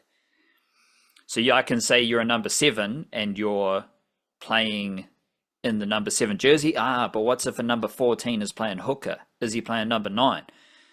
Okay, then we're getting a little bit iffy, but he's still playing the number 9 position because the number 9 is playing hooker. So it's a bit of a technicality, but I still think because I don't think every striker in football wears number 9. There's no rules or regulations to say that you're a striker, you need to be number 9. You're a center attacking midfielder, you need to wear number 10. Like, that's not the case, correct? Yeah, correct. People just wear whatever numbers they have, But then we refer to them as the number 9, number 10 position in football. So just for anyone keeping track of my weird little sporting things, there is a difference between rugby league and football. And Dylan Brown, he's a number 7. He's playing number 7. He wears number 7. He is a number 7, which is different because he was a number 6. And for the Kiwis, I don't really see many situations where Dylan Brown will be playing number 7 for the Kiwis. He could, but most of his stuff, even last Pacific Championships, he was playing number 6, 5/8. Now he's at the Knights, and maybe much of his contract size and the hype there was about him playing number 7 and becoming a halfback. Everything was fairly similar. Like Dylan Brown, he did it as an 18-year-old when he debuted. He did it consistently week in, week out as an 18, 19, 20, 21-year-old. He's an excellent runner. He's a good defender. He can make all the passes, and he can do enough kicking. He was doing that at 18 years old. That's what makes Dylan Brown so good. But Dylan Brown had 263.5 kicking meters against the Cowboys. That wasn't just his first, like going back. So that's one game, but then we got the averages from the previous season. So he would have had 200 kick meters in a game before this for sure. I just can't go back and find it all. He had 7 seasons with the Eels. In all 7 seasons, he averaged less than 130 kick meters per game. He only averaged over 100 kick meters per game in 3 of his 7 seasons. So like he's last year when he was playing different positions, he averaged 46. He's got another year 58.8. Then he's got another year 64.2. Another year 83.3, 109.9, 120.5, 125. So let's do a non-mathematical average estimate there. He averaged maybe like 90, 95 meters, kick meters per game, maybe 85. For the Knights as a halfback, he averaged 206, or he had 263 kick meters. So there is a massive difference there between Dylan Brown as a number 6 at the Eels and Dylan Brown as a number 7 as at the Knights. He did miss a few tackles, but we'll see how his tackling progresses. And he had a massive increase in kick meters, but his running meters were 126 run meters, and this is his 5th season in a row averaging over 100 meters per game as a half. So that was on track. That was aligned with everything else he's done. But the big change was in his kicking role for the Knights, and I think he had the same number of kicks as Kalyn Ponga. And I think that was 8 kicks, as I make a misclick. Kicks, Kalyn Ponga 9 kicks, Dylan Brown 8 kicks. So 1 more kick for Kalyn Ponga, but Dylan Brown had more meters, whatever that means to you. So Dylan Brown was doing just as much kicking as Kalyn Ponga, and Jake Clifford was the main kicker for the Cowboys with 10. So that puts Dylan Brown into context for the other kickers in this game, and it's a lot of kicking for Dylan Brown. And I felt like he just did his job as a leading half. And you got Kalyn Ponga swinging out the back. Kalyn Ponga is an excellent kicker.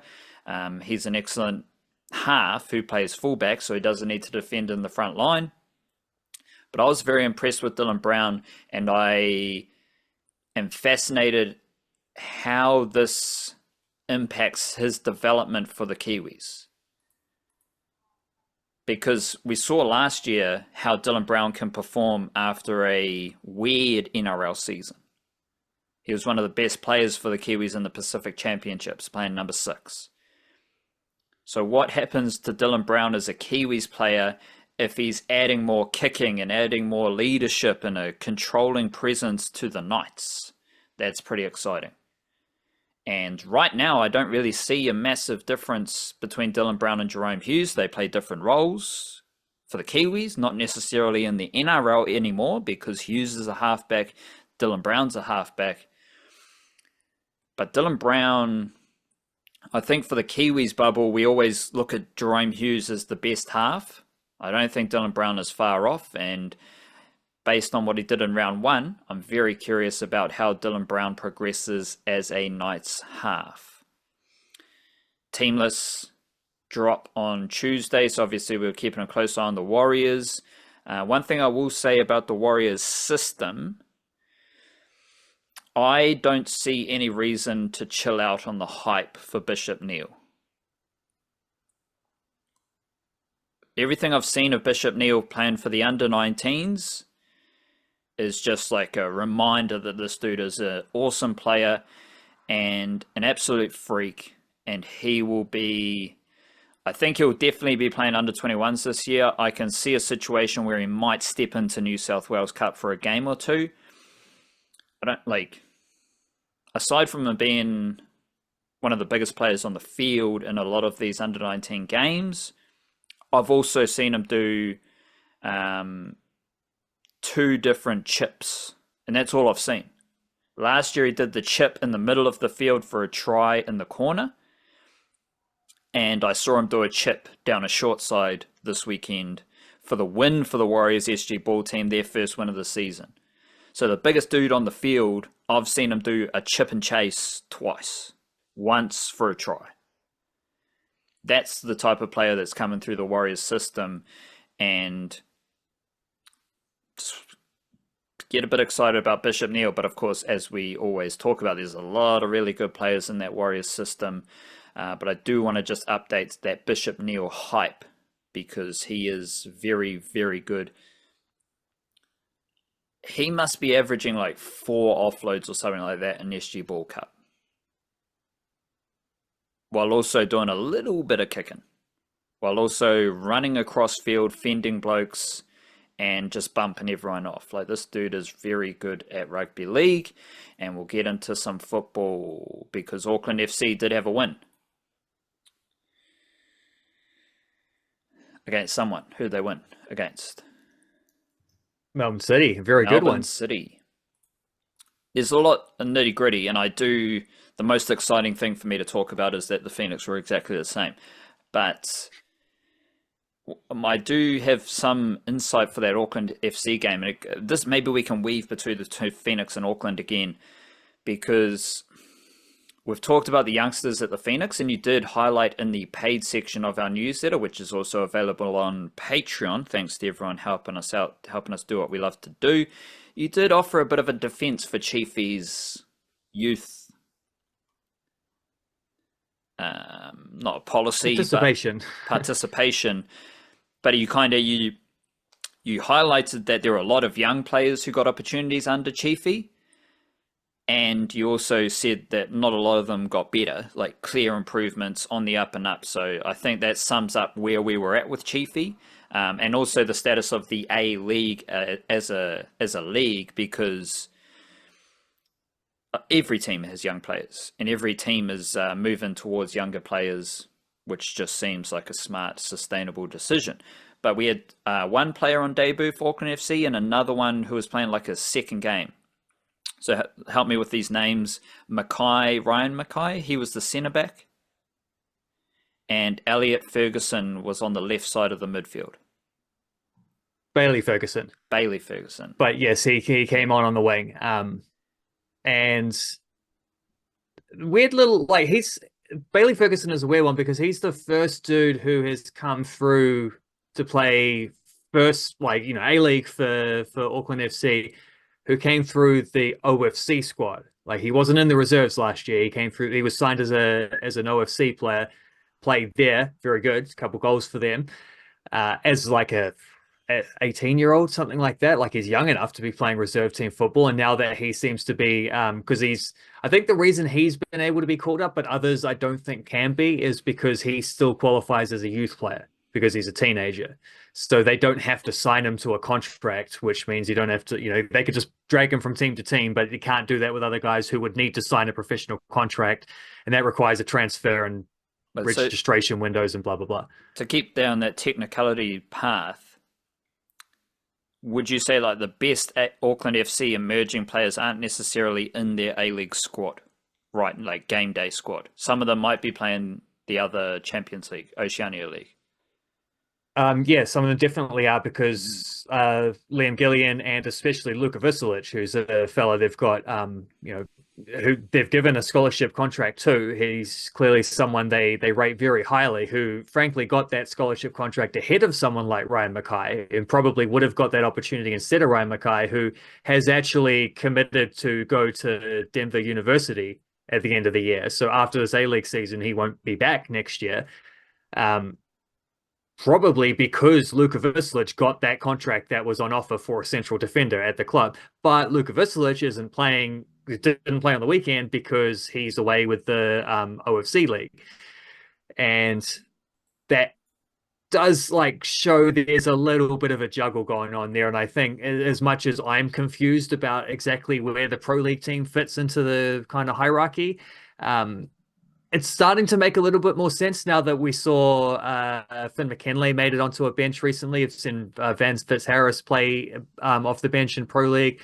Dejon Naidu has as well. So the best players from Aston Burns is playing quite a bit actually for them as well. So the best players from the reserve team last year that was playing National League and did really, really well in National League are starting to filter into that OFC team now that they're a little bit deeper along into the season. So I think that's starting to show like that's intended as a step between that and the A-League. And Ferguson's progress suggests the same as well. And that's the same as what we're talking about with the football ferns and everything else. Like there's like a little stepping stone before. It's not just players going from National League to A-League. They can go from National League to Oceania League to then getting a little bit of game time in the A-League. Yeah, and it's not even necessarily about whether that level is even better than that, than where they are. It's just it's a way of like sort of filtering the players upwards and preparing them and showing them that you're on the right track and blah blah blah. So that's starting to make a little bit more sense, but it is a bit confusing how it's all sort of going. It has to be by definition. It has to be not by definition, but by necessity, it has to be confusing because it's the first year of having something like that. And Auckland FC's system itself is only like in its second year of existence. So of course it was going to be a little bit wobbly, but it's starting to make a little more sense. But I think that's why you're seeing like, I don't know if Ryan Mackay would have got that opportunity to hit Luka Visilic if they'd both been available at the same time, but Mackay's not with the Pro League team. So he gets called up, and frankly, I love that for him because I thought he was fantastic during the National League. Really, a player I rate very highly from that group. He is one of the top dudes. Aston Burns would be another one who I think is excellent. Visilic too, obviously, but James Mitchell, who played last week in the derby as well, he's another one who was very impressive in those ones.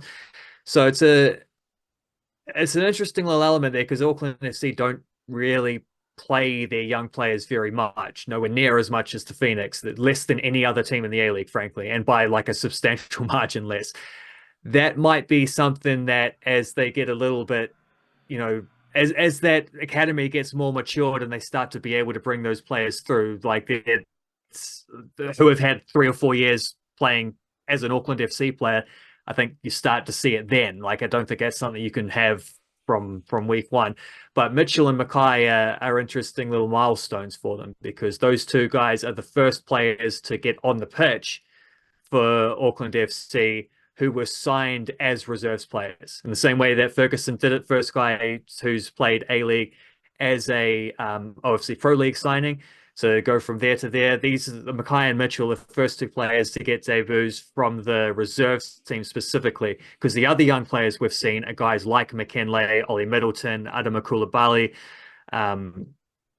someone else that Jonty Bidwa, who's still around and getting a fair few minutes this season. Those guys were signed to the first team as scholars, but under 20s, were under 20s in one or two cases, have been very regulars throughout for the reserve team, but they weren't signed as reserve players. They were signed as first team scholars. These guys were signed, Mackay and Mitchell signed as into their reserve grade team and have moved up from reserves from New Zealand National League to getting A-League debuts. Both of them came in and did their jobs perfectly. This is what caught my eye about them, because I think the game was won. So that's like Steve Corica's just getting those youngsters a little bit of game time, garbage time, helping them step into the A-League straight away. Ferguson, that's the name, right? The left midfield. Straight away into that left midfield defensive setup with the 4-4-2. Straight away, he's right in front of Franny de Vries. You can tell that Franny de Vries is just chatting him through the whole defensive work, but there wasn't any like his positioning was just perfect straight away. He was in his defensive position, and that's a very key defensive position, as we've talked about, because Jesse Randall, Logan Rogerson, they're playing those positions because they do the defensive work. Rogerson's bursting forward, obviously Randall's bursting forward. They don't necessarily play those positions with the ball, but all Steve Corica wants without the ball is that shape.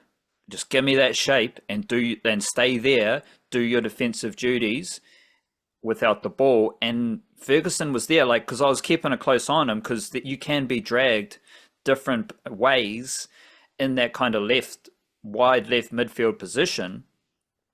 I don't know if he had many touches, but without the ball, he was just always right in front of Franny de Vries. And you can never underestimate the talking that's going on there from Franny de Vries, and of course with Mackay, because where was Mackay? It's a bit easier to have your positioning sorted in that defensive line, but he's like the distance and the positioning was perfect straight away, and you know that Dan Hall's just talking him through it. But then the youngster needs to do their job. They need to listen and do all the footballing things. So I found that very impressive with just how they slotted into that defensive structure.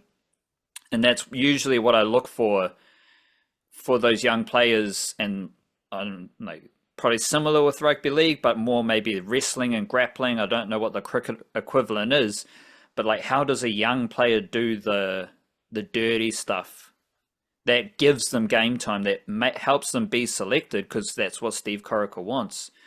So I was very impressed with that. You know, that reminds me of a club. What that makes me think of is a club that has their reserve team and their other reserve team. Oh, funny that. Sort of got two now, in alignment with their first team, so that players are practicing these roles, so that when, like, in all of these other games, they're playing in those roles, learning those traits, what they want to see, with a coach in Luke Casserly, who is also on the first team staff. So he has a very direct link between all of those kind of instructions, and are therefore, when they're called up to play in the first team, as rare as that may be, they don't know how often that might happen, but when it does happen, they know what is expected of them in those positions, and can go out there and do that as well as they can. The other thing was because the story of the game, kind of shout out to Cosgrove, because he changed the game. What happened at the striker? There was someone got injured or something, right? Hiroki Sakai got injured, but they started with the back three, so they brought on Cosgrove, and were way better once they brought on Cosgrove. But I don't know that was actually because of anything Cosgrove did. I just think they picked a dumb formation. It was like they played so well last week against the Phoenix with the back three. Let's just not change anything. Same 11. Everyone's rewarded for that kind of thing. But it was like, I don't think the formation was the reason you played well against the Phoenix. The reason you played well against the Phoenix is because you were playing the Phoenix.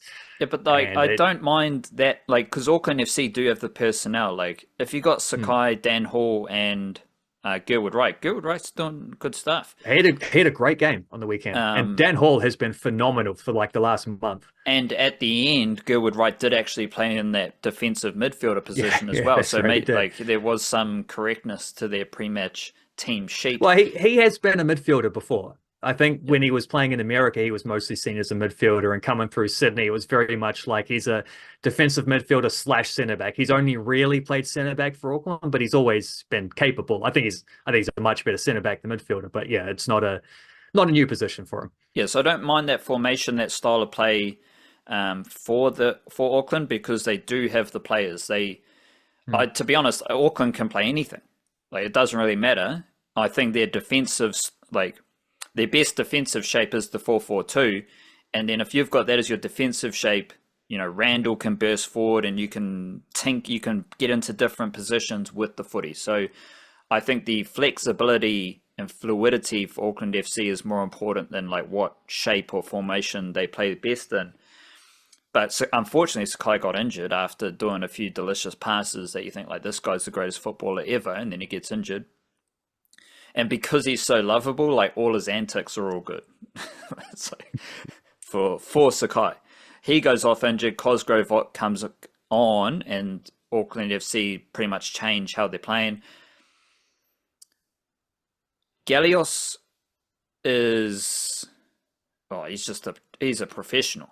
Like he's just working for the whole game. But I'm more surprised than Howison because Howison's playing a bunch of different positions for Auckland FC. He's playing attacking midfield. He's playing defensive midfield in this game alongside Gallios because Verstrada's not playing.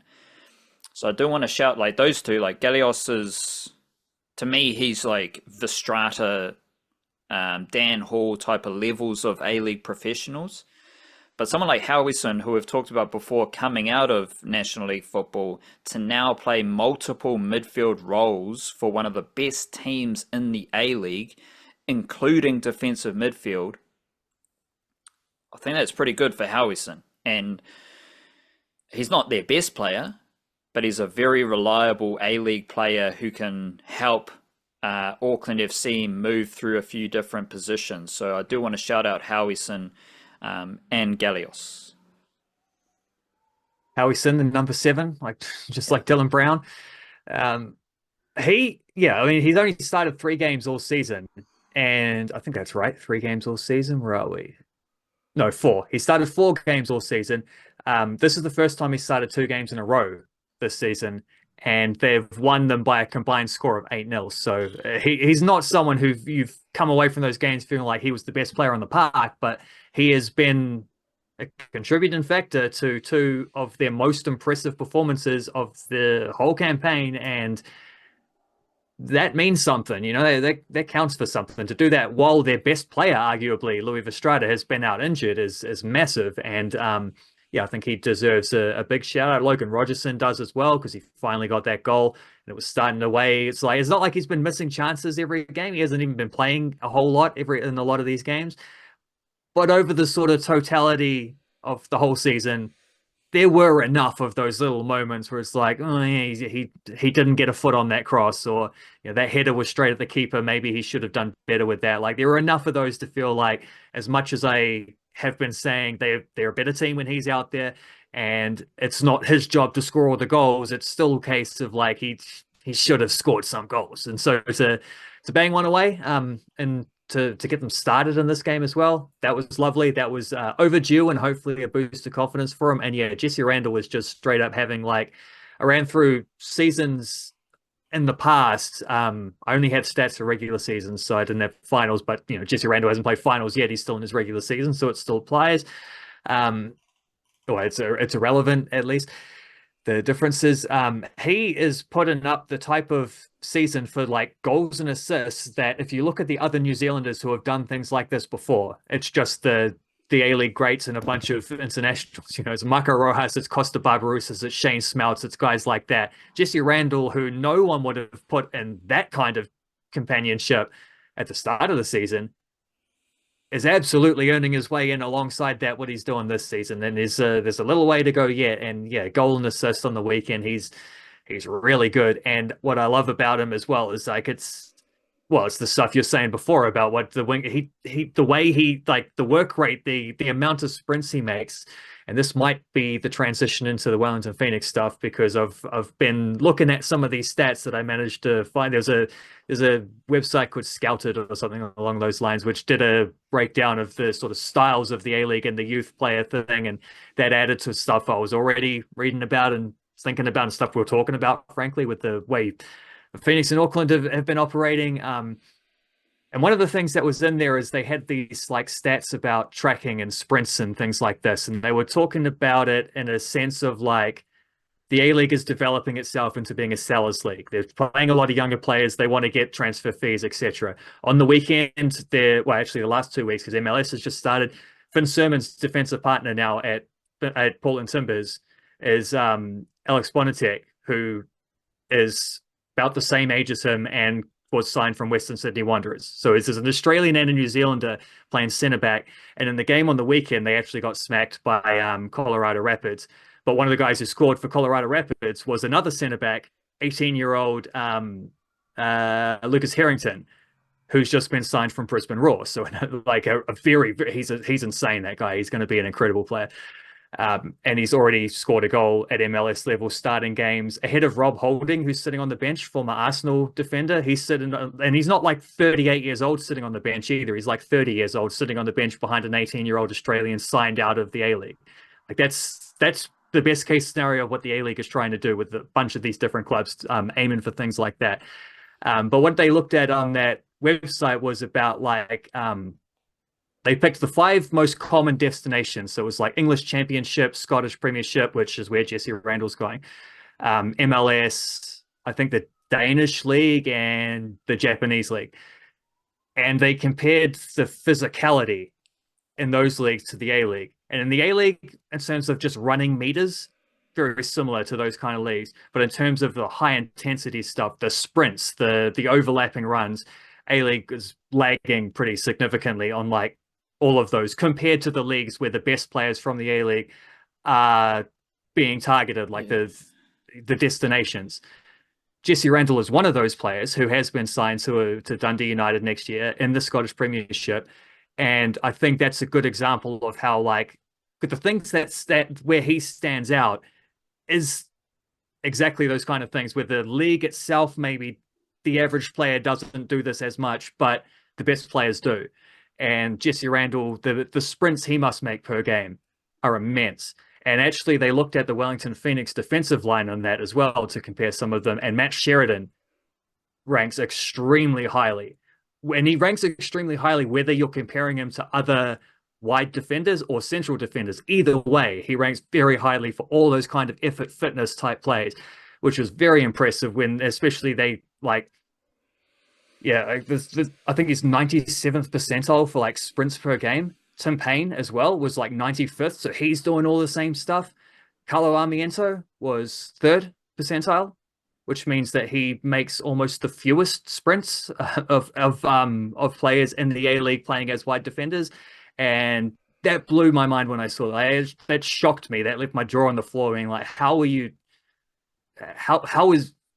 that being condoned for a guy who's playing, every week? He doesn't make those sprints. He doesn't track back that much. And it couldn't be Francis de Vries, that would never be the case there. And Jesse Randall playing on the left wing, same thing. Like you'd never catch him not making those moves, I think the way you wrote it in the newsletter, though, is Carlo Armiento doesn't get ahead of the ball, doesn't get behind the ball. Well, he doesn't. I don't. If I wrote that or not, I can't remember. I don't think you wrote it specifically like that, but that was my takeaway from your little paragraph. It's a nice summary of it, yeah. And like that goes back to what I've been complaining about Armiento as a wingback, because he's not a wingback. You can see it with just the. I'm convinced by that as well now. Especially because the thing he does the best is his shot, right? He's got a rocket boot. So why don't you play him in a position where he can shoot? Don't put him back there where he's got to make these runs that he's not doing anyway, and then exposing the defenders behind him. And it's a lopsided back three anyway, because the right-sided guy actually makes these runs and gets back and tracks, and the left-sided doesn't. But yeah, there's one of many reasons why I don't know that the Wellington Phoenix just picking the same team from one week to the next after a whole week of Chris Greenacre talking about we're going to put pride back in the badge, we're going to draw a line in the sand, but you're going to pick the same team and get the same result and have the same performance. Just one more thing though, Callan Elliott's good at right back. Oh yeah, and I don't necessarily sure Tim Payne's going to be starting right back for the All Whites, but I don't think he's right now he's not super duper ahead of Callan Elliott. And a lot of people who don't give two shits about Wellington Phoenix, they're going to say Callan Elliott should be starting right back. And I think it's more of a conversation, more of a debate, more of a battle than it's ever been. And that's because of Callan Elliott and what he's doing. So shout out to Callan Elliott, because he makes that back five possible for Auckland FC, because he needs to be in the team. Sakai needs to be in the team. So what's the best solution? Well, it's the back five. And yes, Matt Sheridan works hard and Tim Payne, they work hard, but the way they do their back fives is very different. But I do want to shout out Callan Elliott, because we have assumed that Tim Payne's the better option. I don't think that's an assumption anymore based on what Callan Elliott has done. But let's finish with the Phoenix. Everything was the same, and I understand, you want your lads to... You want to give them the opportunity to fight back, but your lads have been shit all season. Let's be honest. And It was exactly the same to Chiefy because it was the same performance that we have seen from the Phoenix under Chiefy outside of the Derby. The Derbies have been these crazy hostile results, and the other games for the Phoenix have been the odd win and a 1-0 loss, a 2-1 loss, a 2-0 loss. That's why the Phoenix are bottom of the table, but of course everyone's talking you can get back into the top six. What makes you think this Phoenix team is getting into the top six? What have they shown? They've shown nothing to suggest they're a top six team, and now we've got this new learning of the Phoenix under Greenacre.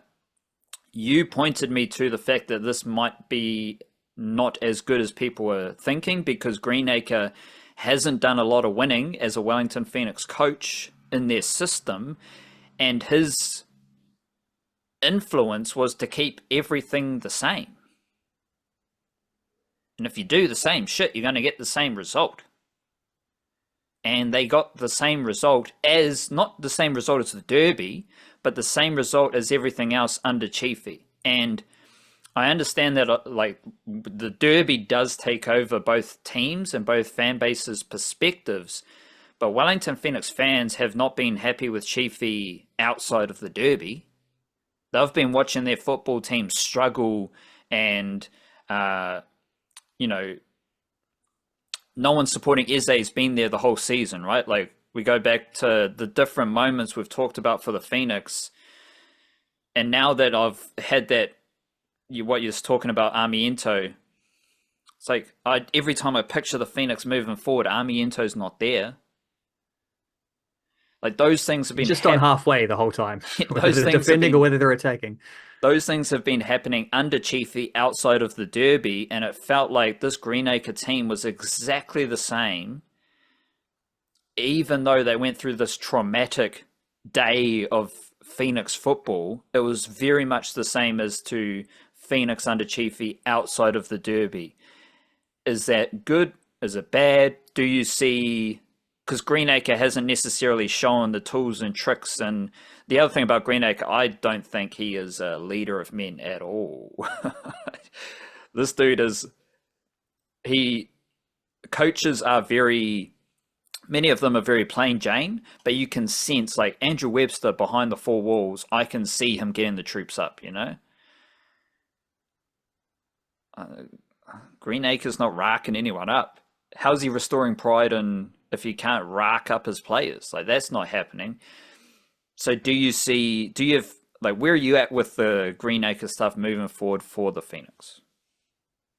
Well, just quickly on that idea, because I've wondered that a little bit about Alex Rufer's captaincy as well. It's like he's clearly a highly respected player within that group, and he deserves to be the captain. He's one of their best players. But does he make the team around him better through his presence? I'm not as convinced. Yeah, chill out. It's Rufer. Just chill out with Rufer. Let's put the blame on Greenacre. I'm not here for any Rufer slander. Well, I'm not blaming him. I'm just saying I don't know that he's that character.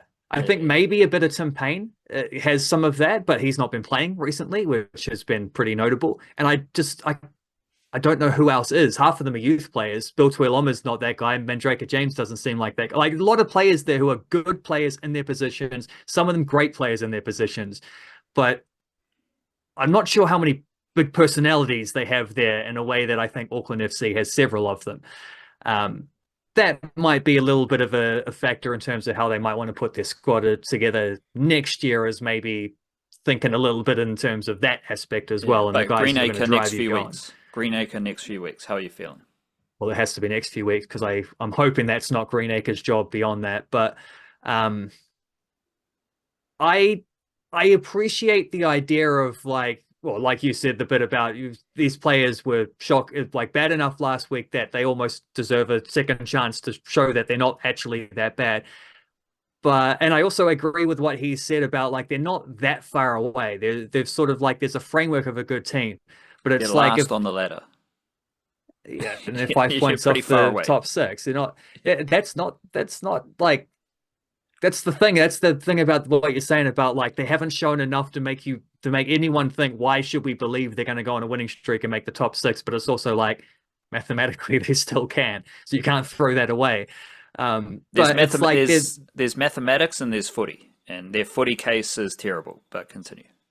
but their footy case is like 80% of the way towards something. It's just that the problem is that they have not been able throughout the entire season to get that last 20%. So, like, I get the thing of they're close to something, so we don't want to tinker too much, but it's like you have to change something because they're close, but they can't get through this doorway. You have to do something different, and maybe that's what unlocks the next thing. But just playing the same way, it's like there's more than enough evidence to show that the squad they have couldn't fix that. So like they couldn't live up to the kind of the formation and the style that Italiano wanted.